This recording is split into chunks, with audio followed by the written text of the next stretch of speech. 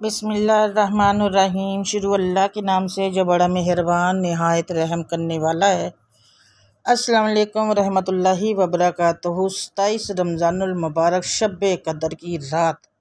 नाज़रीन इकराम, बहुत ही फजीलतों और रहमतों वाली रात रमज़ानुल मुबारक की रातों में से एक रात शब कदर कहलाती है, जो बहुत ही कदर मंजिलत और खैर बरकत की है।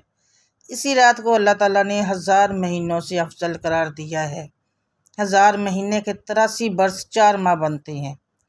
जिस शख्स की जो एक रात इबादत में गुजरी, उसने 83 बरस 4 माह का ज़माना इबादत में गुजार दिया। और 83 बरस का ज़माना कम अज़ कम है, क्योंकि खैर मिन अल्फ़ि शहर कहकर उस अमर की तरफ भी इशारा फरमाया गया है कि अल्लाह करीम जितना ज़्यादा अजर ता फरमाएगा, फरमाना चाहेगा फरमा देगा, और इस अजर का अंदाज़ा इंसान के बस से बाहिर है। इमाम ज़ाहिर रहमतुल्लाह अलैह फरमाते हैं, कदर के मानी मर्तबे के हैं, चूँकि ये रात बाकी रातों के मुकाबले में शर्फ और मर्तबे के लिहाज से बुलंद है, इसलिए इसे लैलतुल कदर कहा जाता है। हज़रत अब्दुल्ला बिन अब्बास रज़ी अल्लाह तआला से मरवी है कि अल्लाह ताला नसफ शबान की रात को तमाम फ़ैसले फरमा लेता है, और चूँकि इस रात में अल्लाह ताला की तरफ से 1 साल की तकदीर और फ़ैसले का कलमदान फरिश्तों को सौंपा जाता है, इस वजह से इसे लैलतुल कदर कहलाती है।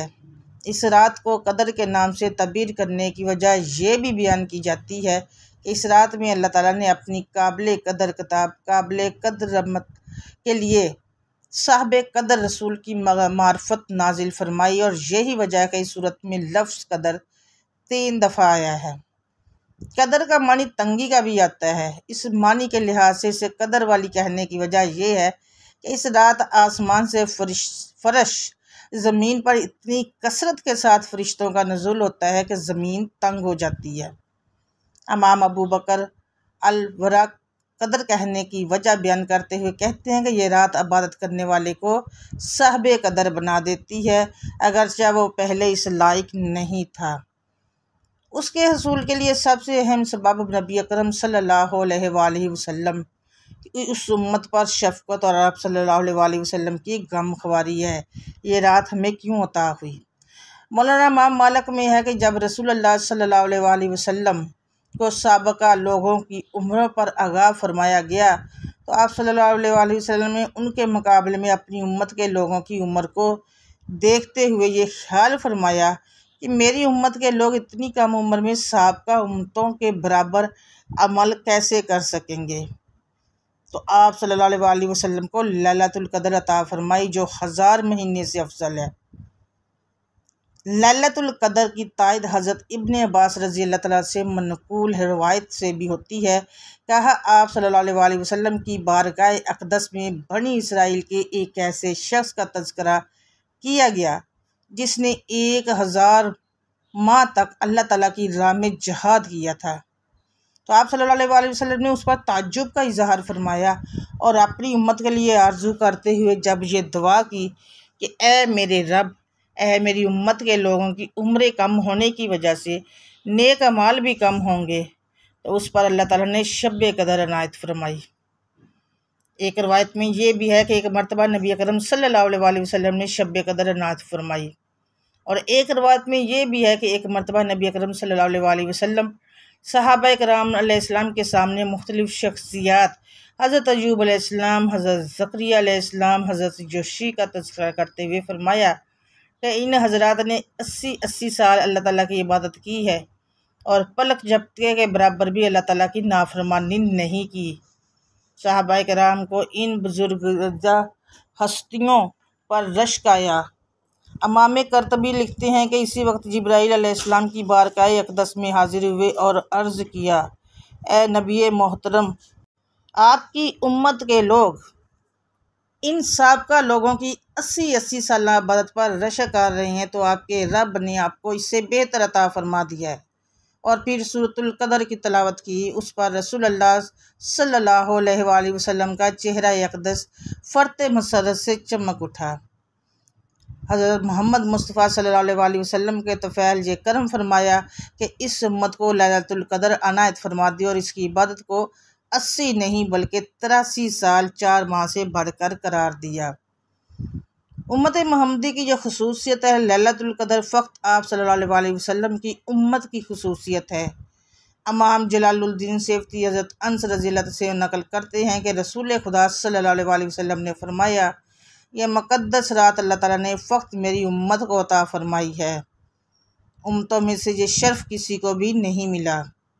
मुफस्सिरीन कराम लिखते हैं कि पहली उम्मतों में आबद उसे करार दिया जाता था जो 1000 माह तक अल्लाह ताला की इबादत करता, लेकिन नबी अकरम सल्लल्लाहु अलैहि वसल्लम के सदक़े में इस उम्मत को ये फजीलत हासिल हुई कि एक रात की इबादत से इससे बेहतर मकाम हासिल कर लेती है।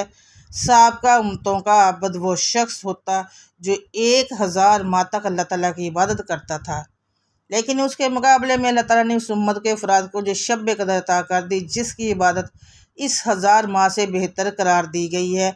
गोया ये अजीम नेमत भी सरकार दो जहाँ हज़रत मोहम्मद मुस्तफ़ा सल्लल्लाहु अलैहि वसल्लम की ग़ुलामी के सदक़े में उम्मत को नसीब हुई। नाज़रीन अकराम, शब कदर को क्यों रखा गया, क्यों बताया नहीं गया कि कौन सी शब है, कौन सी बताया गया है कि ये 3 बल्कि 5 रातों में से तलाश करो, इसको क्यों छुपाया गया था, मख्फी रखा गया?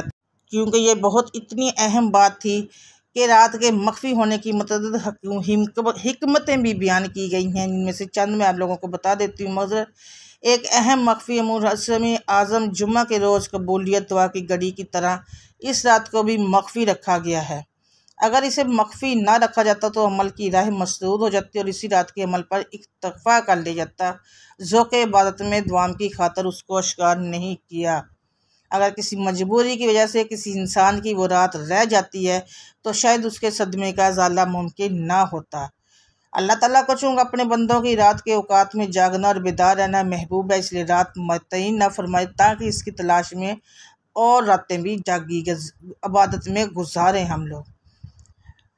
इस वजह से गुनाहगारों पर शफ़क़त भी है। आदम तईन की वजह से गुनाहगारों पर शफ़क़त भी है, क्योंकि अगर इल्म के बावजूद उस रात में गुनाह सरज़द होता तो इससे लैलतुल क़द्र की अज़मत मजरू करने का जुर्म भी लिखा जाता।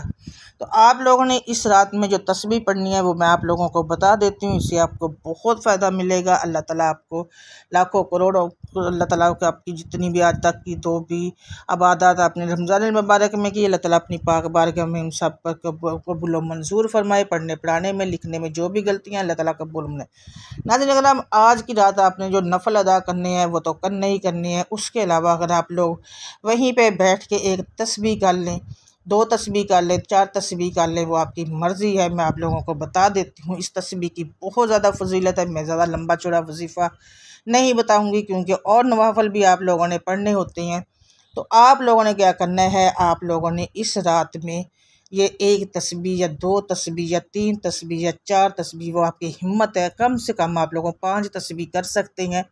और उसके बाद आप अल्लाह ताला से जो भी दुआ मांगोगे इंशाअल्लाह ताला आपकी दुआ रद्द नहीं की जाएगी। 2 दुआ मांगोगे अल्लाह ताला आपको अता करेंगे।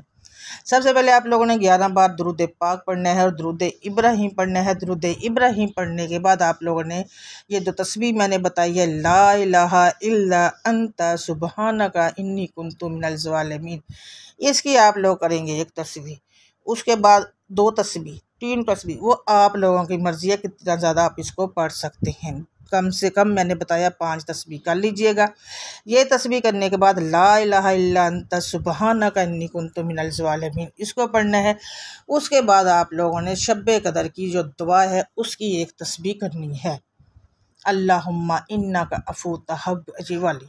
उसका जो तर्जुमा मैं आप लोगों को बता दूं कि इन अल्फाज में तलकीन फरमाई है कि ए अल्लाह तू माफ़ कर देने वाला है और माफ़ी को पसंद फरमाने वाला है, बस तू मुझे भी माफ़ कर दे। इसकी आप लोगों ने 1 तस्बीह करनी है। 5 कम से कम 5 तस्बीह आप लोगों ने ला इलाहा इल्ला अंता सुबहानका इन्नी कुन्तु मिनल ज़ालिमीन की करनी। उसके बाद 1 तस्बीह आप लोगों ने ये शब कदर की दुआ की करनी है और उसके बाद आपने फिर 11 बार दुरूद इब्राहीम पढ़ के आप लोगों ने वहीं बैठ के दुआ मांगनी है। दुआ मांगने का भी तरीका होता है। दुआ आप लोग मैं पहले भी बताया है कि दुआ आप इतनी आज़िज़ से मांगा करें, इतनी इंकसारी से मांगा करें कि वहाँ पे बैठे बैठे अल्लाह ताला आपकी हर दुआ को कबूल व मंजूर फरमा दे। हज़रत अब्दुल्ला बिन अब्दुल्ला इब्न अनीस कहती हैं कि रसूलुल्लाह सल्लल्लाहु अलैहि वसल्लम की खिदमत अक़दस में अर्ज़ किया कि मैं एक वीराने में रहता हूँ, अल्लाह ताला की तौफ़ीक से नमाज भी अदा करता हूँ। अगर आप मुझे हुक्म दें कौन सी रात आपके यहाँ मस्जिद नबवी में मैं बसर करने के लिए आए, तो आपने फरमाया रमज़ान की 23वीं रात आ जाओ। ये सहाबी हमेशा 23वीं रात को मस्जिद नबवी में आकर जागा करते। लोगों ने आपके साहबजादे से पूछा कि बताओ आपके वालिदैन रात क्या करते थे, तो उन्होंने कहा वो असर के बाद सुबह तक मस्जिद से बगैर किसी हाजत के बाहर न आते और सुबह अपनी सवारी पर सवार होकर अपने देहात की तरफ रवाना हो जाते। इस रवायत ये भी वाज़ेह आता है कि हर आदमी के लिए शब कदर की रात अलग अलग है, तो इसलिए आप लोग आज हम लोग 27वें पहली जो रातें हैं उसमें भी हम लोगों ने नवाफिल पढ़े हैं, तस्बीहात की हैं। तो आज ख़ुसूसी तौर पर जो इस काम के लिए मखसूस रात बताई गई है, लेकिन कहते हैं कि 26वां रोज़ा 27वीं रात हो, तो इसलिए 27वीं रात को ज़्यादा लोग इसी को मानते हैं।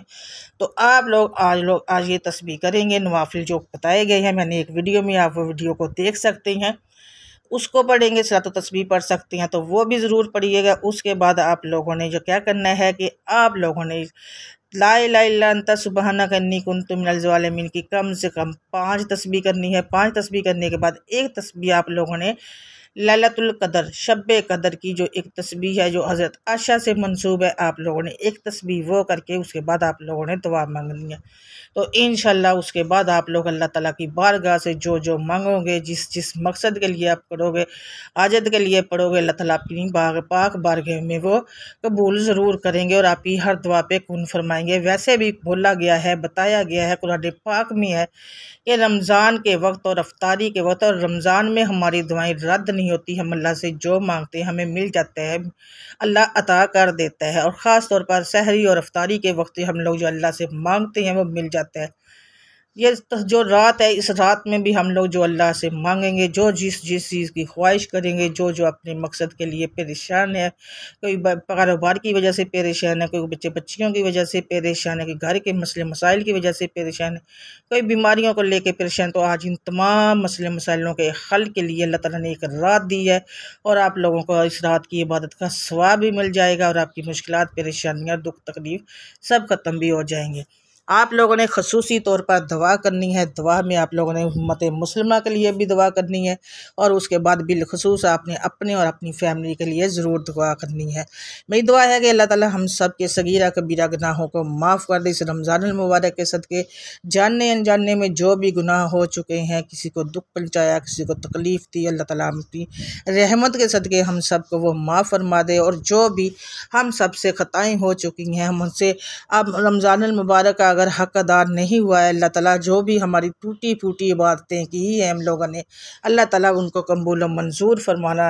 ऐ अल्लाह पढ़ने में, पढ़ाने में, बोलने में, लिखने में जो भी गलतियाँ कोताहियाँ हों, अल्लाह ताला अपनी रहमत के सदके हम सबको माफ़ फरमा देना।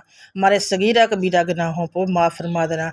मैं जन्नत अता करना, जब मर जाएँ तो मुँह पे कलमा नसीब हो, अमान की मौत हमें नसीब हो और दोज़ख की आग और कब्र के अजाब से हमको बचाना। आमीन सुम्मा आमीन या रब्बुल आलमीन। नाज़रीन करम, आप लोगों ने इस वीडियो को आगे शेयर ज़रूर करना है क्योंकि ये बहुत तस्बीह की बहुत ज़्यादा फजीलत है, जिसके बाद जो जो मांगोगे अल्लाह से, अल्लाह अता करता जाएगा। सदका जारिया की नीयत से शेयर ज़रूर किया करें। दुआ में सबको याद करना है।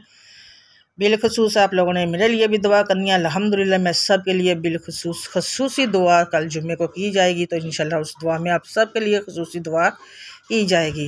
कमेंट सेक्शन में आप लोगों ने अल्लाह ताला के 99 नामों में से एक नाम ज़रूर लिखना है।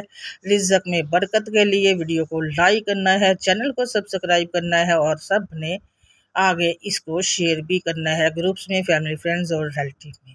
मुझे दुआ में याद रखना है। अल्हम्दुलिल्लाह एक दोबारा से मिलूँगी एक और वीडियो के साथ, एक और वजीफ़े के साथ, बशर्ते ज़िंदगी तब तक के लिए। अल्लाह हाफ़िज़। जज़ाकल्लाह खैरुन कसीर।